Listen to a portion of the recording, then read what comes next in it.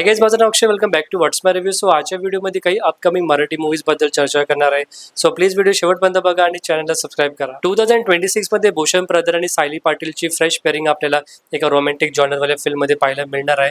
या फिल्मचं नाव आहे स्वप्न सुंदरी आणि हा चित्रपट 24 जुलैला थिएटर्समध्ये रिलीज होणार आहे.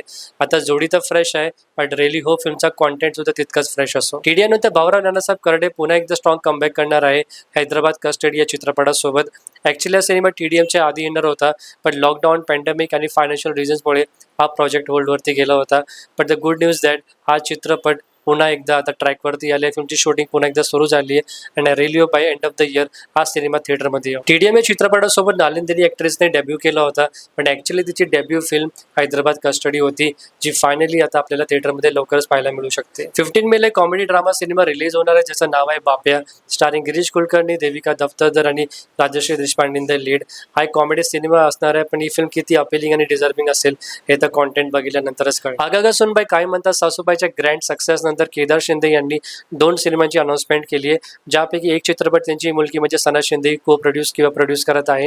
या फिल्मचं नाव आहे आई भाड्याने हवी आणि असं मानलं जातं की प्रार्थना बिर्रे आपल्याला चित्रपटामध्ये सुद्धा पाहायला मिळू शकते. त्याचसोबत 2 ऑक्टोबरला केदार शिंदे यांचा दुसरा सिनेमा येणार आहे, ज्याचं नाव आहे गाना धाव रे. आता हा एक डिवोशनल कॉमेडी सिनेमा असणार आहे. स्टारकास्ट बद्दल सध्या काही इन्फॉर्मेशन नाही, पण रेलिओ पास सिनेमा चांगला असो. सतीश राजवडे यांचा प्रेमाची गोष्ट 2 हा सिनेमा थिएटरमध्ये तर इतका चालला नाही, बट रेलिओ त्यांचा अपकमिंग चित्रपट म्हणजे मुंबई पुणे मुंबई 4 हा तरी बॉक्स ऑफिसवरती चांगला बिझनेस करू.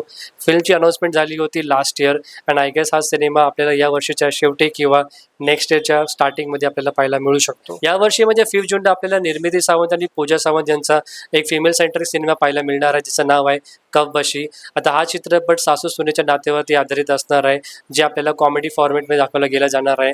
ऑलरेडी फिमेल सेंट्रिक सिनेमे इतके येऊन गेलेत, तर या सिनेमामध्ये काही नवीन असेल तर बघितल्यानंतरच कळेल आपल्याला. Now finally last but not the least, Lalit प्रभाकरच्या नवीन फिल्मची सुद्धा अनाउन्समेंट झाली, ज्याचं नाव आहे ढसाळ आणि हा चित्रपट नामदेव ढसाळ यांच्या लाईफवरती आधारित असणार आहे.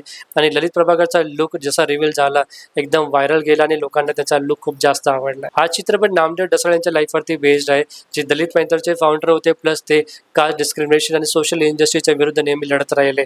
अशा व्यक्तीवरती बायोपिक यांना ललित सारखा ॲक्टर कास्ट करणं I think it's a perfect choice. So guys, this is end of the video. आणि तुम्ही यापैकी कोणत्या चित्रपटासाठी खूप जास्त एक्साइटेड आहात कमेंट सेक्शनमध्ये एकदा नक्कीच सांगा आणि व्हिडिओला शेवटपर्यंत बघण्यासाठी मनापासून खूप खूप धन्यवाद.